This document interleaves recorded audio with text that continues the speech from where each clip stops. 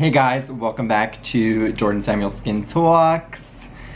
I'm doing this video as a JordanSamuel Skin Talks, but also as a hybrid video with Benita of Hidden Harmony World.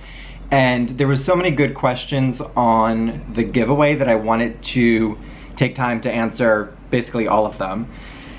And Benita was wonderful for hosting the giveaway, but also she condensed all of the questions. So if there were duplicate questions or if there were questions that just sort of maybe had already been answered, she weeded those out and then we've condensed it. I think this video will probably be long. I will try to keep it going. And I'll just do it in multiple parts if it's too long. If there are noises again, I am sorry. I know excuse me, I know in the video with May there was chimes. It is summertime, I have the window open. There's like a playground down the street. You're gonna hear people screaming. I'm not hurting anybody. Anyway, hi. So I was going to start this anyway. I wanted to. But I thought for you guys, we can just jump right into, I'll try to answer these as quick as possible. First section was business, so about Jordan Samuel Skin and about skincare business. What inspired you to begin your successful journey into skincare and what paths did you take to get there? Educational, personal, social. Having a product line was actually always something I knew I wanted to do from about the age of 25, I would say.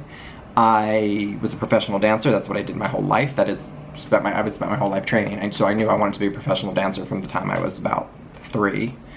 And but the skincare thing came in when I was about 25, and I knew I wanted a product line. I didn't know how, I didn't know what. I knew skincare products, and I wanted to back that up with something. And I was really into getting facials and aesthetics, so I went to aesthetic school. And basically did everything I possibly could. I trained for Kate Somerville Skincare, I worked in a day spa, I had my own facial spa practice, I made products by hand, even if they were more complicated and they were awful, which they were. Some were great though. I made this amazing shaving cream, which I still have the recipe for, and I do want to eventually bring it back out. Obviously unisex, and it was heavenly. But yeah, so that is that. So I basically just had my hands in everything, as I always like to do, and learn from the best, and grow from the best, and have a good education to back everything up, so not just jump in and be like, no, I'm into product. It's okay if you do that, but don't. Tell us about the process, pitfalls, and passion of starting your own skincare line. I'm so curious to know how the vision became a reality. Okay, well that's a headache, and it was a headache. One, it grows each day, because first it started with, in America, small business is a very large amount of money and employees, and so to work with a lab and a chemist, it's hard, but that's all I wanted. So you could do private label products, which are products that are already created, and you can just put them in your own bottles and with your own labels, and that's fine, they're great products, it's just not what I wanted to do. And there's many brands that do that. And so if you ever see like products, you're like, this is the exact same like ingredient list on the back, chances are it's a private label product. Just bottled differently. The price can be all over the place, even though it's the same price for them. It's so weird and screwed up in a way. Anyway, the other thing, so then I started making stuff by hand. Oils was obviously the easiest.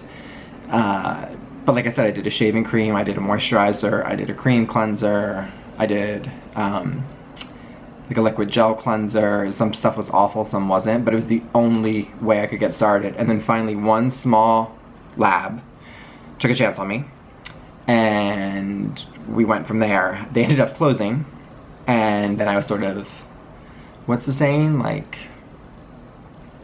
up a creek without a paddle.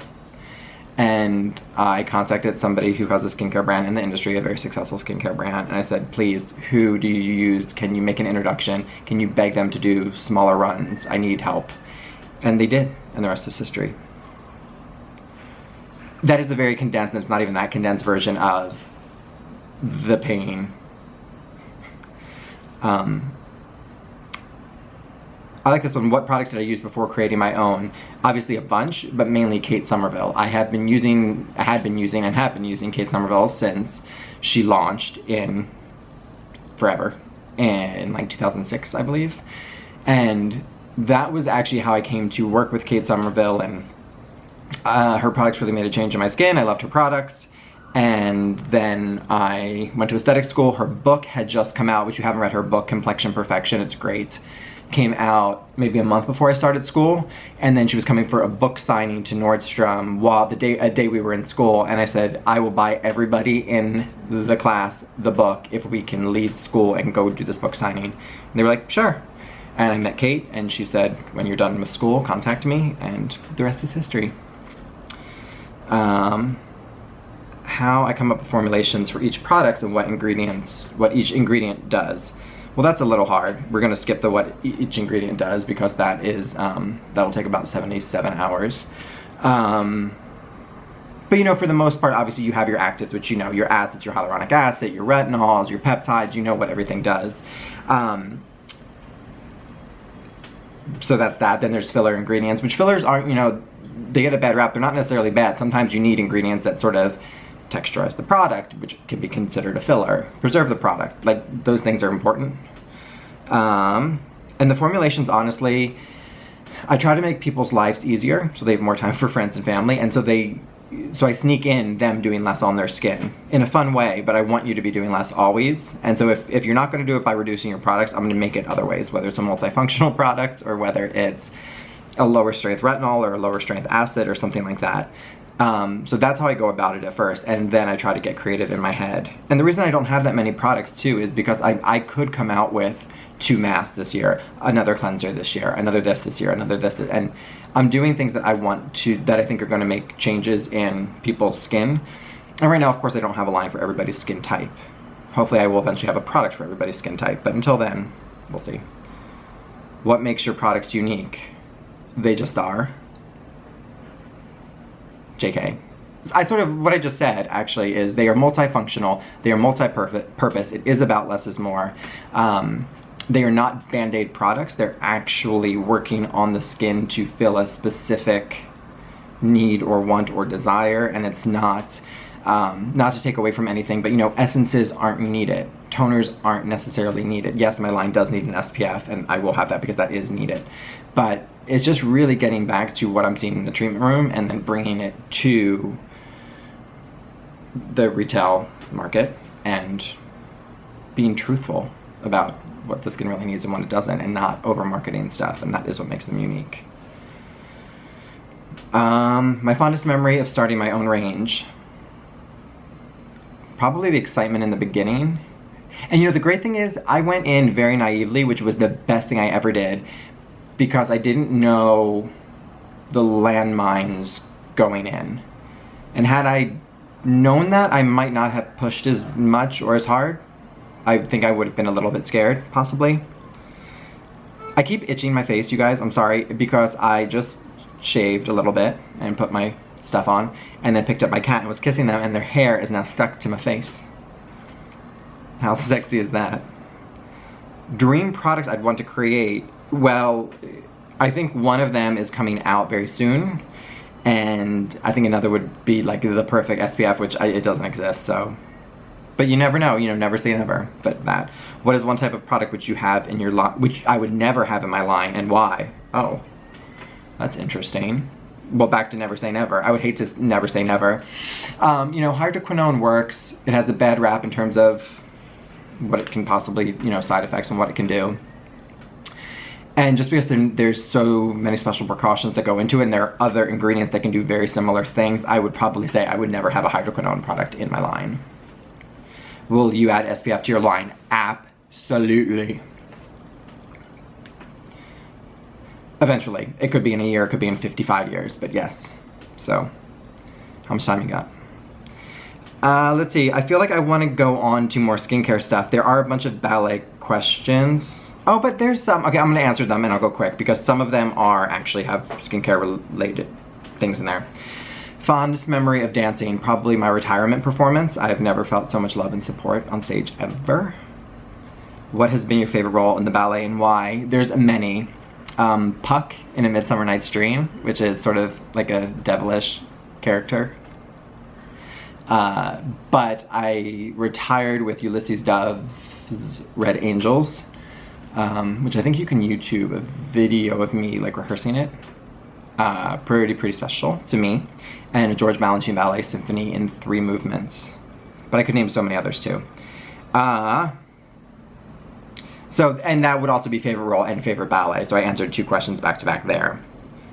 If ballet and skincare didn't exist, what do you think your passions would be? Wine, sommelier, for sure. Something in the perfume world, maybe, or a figure skater. So a little weird, but obviously the figure skating thing is sort of like taking the place of the ballet thing, and then the wine and the perfume obviously is still like using the senses.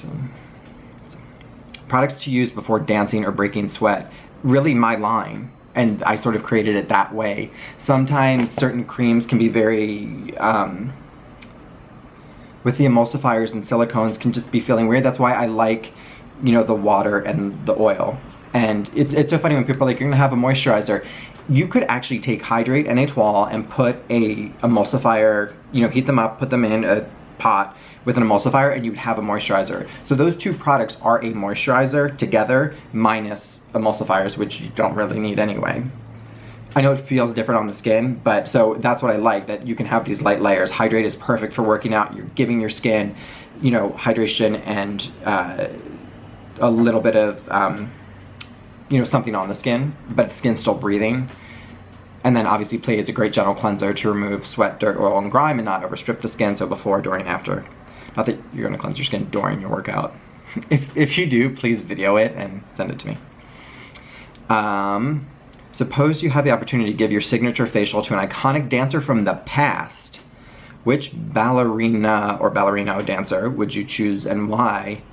My goodness, well, I was lucky enough in my career to have Baryshnikov as a teacher at the School of American Ballet in New York, which was amazing. So I've met him and had wonderful experiences with him. So I would love to obviously give him a facial. But, I honestly feel like there'd be 2. One would be Nureyev, for sure. And the other one right now would be Isabella Boylston, because she's a huge fan of my line. She's a principal prima ballerina with American Ballet Theatre in New York. She's phenomenal. And we're friendly. She just lives in New York, so I've never given her a facial. She uses all my products. So her. And now we get into the good stuff. Not that that wasn't good stuff, but I'm trying to like pep this along, okay? I hope you're still with me. Do you like the purple? I feel like I haven't worn this for a video. It's old. It's Marc Jacobs. It's cute though, right? I don't know what I was doing there. Products and routine. And again, thank you, Benita, for doing this, because on the Instagram, I was gonna try to go through it and it was too much, and some were asked, you know, more than once, and so this is just lovely. Can't live without product. Top 5 and 10 products. 1 must have product from your line, 1 product always on hand. Okay, this is all condensed. Can't live without product to me would go in with 1 product you always have on hand. Or not necessarily, well, not necessarily. That's, okay, can't live without product I would say is probably my Plie cleanser. It's gonna remove SPF, dirt, oil, grime, makeup. It's gonna lightly exfoliate. You can leave it on as like a hydrating mask, so it could be a hydrator in a pinch. It is sort of a desert island product. I talked about that with Jane Scrivener. So Plie cleanser, which is gonna be renamed the After Show Treatment Cleanser. So that. Product always on hand, besides that, would be SPF. Not my own, but right now I'm into the Control Corrective Oil-Free SPF 30. You can do everything under the sun, no pun intended, that you want for your skin, but if you are not protecting it, then you're throwing all that stuff out of the window, literally. Because then later in life you're gonna have pigmentation and loss of volume and descending capillaries and dehydration, all these things that simply not wearing SPF regularly, but then using all these other actives did. Sorry, I got distracted for a second because my cat was, I think, maybe getting sick, but he didn't. I think he's just talking to himself. Top 5 and 10 products. Okay, one must-have product from my line. I mean, that's hard. It goes back and forth in terms of sales between between all of them. But you know, I think Hydrate is unique because it's a very straightforward hydration serum at a really great price point for what it is. It is 5% hyaluronic acid. You have sodium ascorbyl phosphate in there. You have cucumber, tamarind, and passion flower. You have hexapeptides, and then it's the base of aloe and glycerin. So it's all humectants. Plie is amazing. It's a really great cleanse. I don't know, Hydrate, Plie, Hydrate, A12 retinol. Top 5 and 10 products. This is hard. I don't know if it's from my line, because if it's from my line, we're just going to knock it off right away and say in my line, and then the 2 others I'm coming out with. So that's going to make 6. Control Corrective SPF would be 7. Eve Lom Rescue Mask would be 8. 9 would be Johanna Vargas Exfoliating Mask. 10 is going to be a spot treatment, probably a spot treatment from Renee Rouleau. She's many, that's why I just left it as, and it's really cool because she's like a nighttime one and a daytime one, and one for post-inflammatory marks and one for cysts, and so one of hers. What ingredients do we really, oh, this is the question I wanted to get into. Okay, so listen up. What ingredients do we really need to incorporate into our skincare routines? And then there's a list. Vitamin C, retinol, retinoids, ceramides, niacinamide, copper, resveratrol, ferulic, hyaluronic acid, amino acids, peptides, cholesterol, lipids, green tea, sulfur, vitamin D, CoQ10, AHA, BHA, SPF, WTF, FML. And if all, how do you recommend structuring your routines to cover all without compromising integrity of the products? Can that happen? Is that a thing? Yes, it can. Certain ingredients can interact with each other. It's gotten a little out of hand though for, again, it's going to depend on percentages and pH of stuff and all of this. Separately, the skin can only absorb so much. So if you are trying to do 57 layers, probably your first serum is the only one that's actually doing anything. Maybe your second, but really it's only that. So that's also something to note. You don't need to, I like, and I've said this before, having one active be the star of each routine, no matter what that is. You don't want to be layering certain things thinking you're getting all of this because it's sort of just a waste. However, what does our skin really need? It depends on what you are going for. Are you going for anti-acne? Are you going for, you know, pigmentation correction? Are you going for dehydration? Are you going for normalizing and maintaining and just keeping great, healthy, beautiful, normal skin? What skin does need is cleanser, and SPF, and exfoliation. Everything else, I hate to say this, it is sort of noise. If you talk to a dermatologist, they're gonna say, cleanse your face, use a washcloth to exfoliate it, use an SPF. Maybe use a light moisturizer at night, and have a light moisturizer with retinol in it would be even better. And that's it. So at that point, what are we doing? We have a cleanser, an SPF, and a retinol. Nighttime, that's 3 products. And then you're using a washcloth. And then, yes, of course, depending on what, and a lot of people can get away with that, and a lot of people's skin would be better because of that, because you are correcting and protecting and cleansing and lightly exfoliating without exacerbating any other skin conditions. And I've said this before, that a lot of times our overusage and misuse of product is the reason for our skin conditions and skin problems and the longevity of those problems. And I am saying that knowing that firsthand. I do the same thing. So, you know, a few of these things. Vitamin C, for instance, resveratrol, green tea, CoQ10, they're all antioxidants. So lump that together and just say antioxidants. So yeah, you could look for a great antioxidant serum for the day. Doesn't have to be, it could be one of those things, it could be all of those things. AHA, BHA, sure. Use it a few times a week, and that can sort of be like a separate thing that you just use once in a while. SPF, of course, you have to use. Vitamin D, there's actually not great studies about that doing much on the skin yet. Ceramides, cholesterol, I like those. I like peptides better. That's not even fair to compare those two things. But again, a lot of these things our skin doesn't, if we're just being very basic and we're eating a good diet and having really beautiful, healthy skin, we don't need a lot of these things. We need SPF and retinol and cleanser. You know, there's that saying, like, you can't I was just at the gym today, and then all I wanted to do was eat French fries afterwards. And there is that saying, you can't outrun a bad diet, which is so true, and I hate it. because I would put myself on a treadmill for 74 hours in a row and run if afterwards I could have all the wine and all the pasta and all the fries in the world and donuts and be healthy and be skinny. But the same goes for skincare, and you can't out skincare a bad diet or a hormonal issue or a food allergy or something internal. That's going to always outweigh all these other things.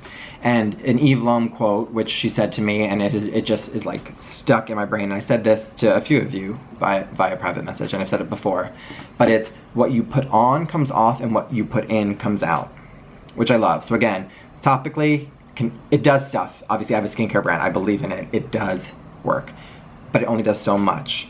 And we have to pair that with what's going in. And the skin is an eliminative organ. So there things that are coming out for a reason. Are there, hormonal issues doesn't mean anything's wrong. It just means how your body is dealing with the hormones and things are coming out and breaking out and purging. Food allergies. I know I'm allergic to pineapple, like not deathly, but enough that it creates inflammation and heat in my skin. Tomatoes, lamb, honey. I love honey.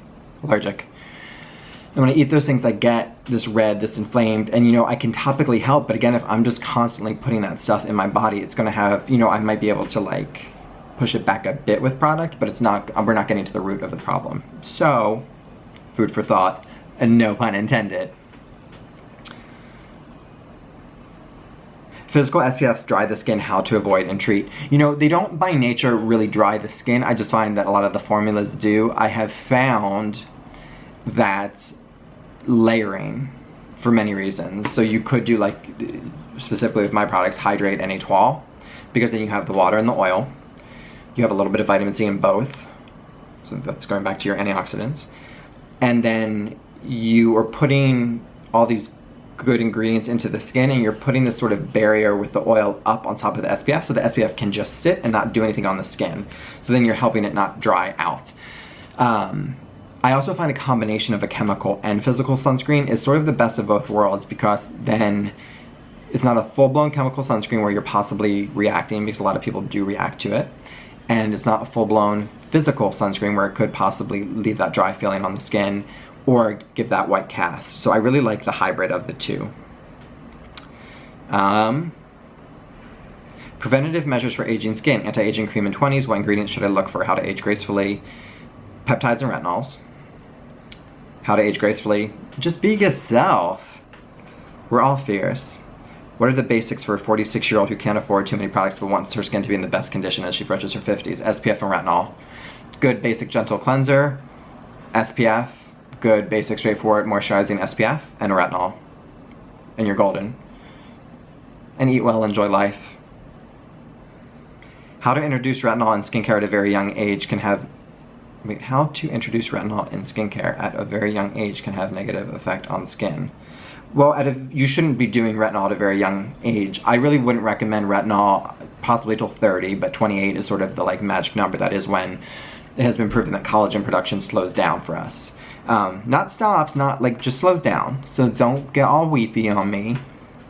And a great Kate Somerville thing is in your 30s you use retinol 3 times a week, in your 40s 4 times a week, in your 50s 5 times a week, etc., etc., etc. You could find a lower percentage one that you can use more often, hence A12 with retinol and what I'm doing.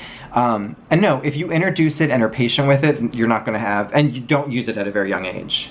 I do understand, obviously, if somebody's put on Retin-A, for breakouts at a young age, that's one thing.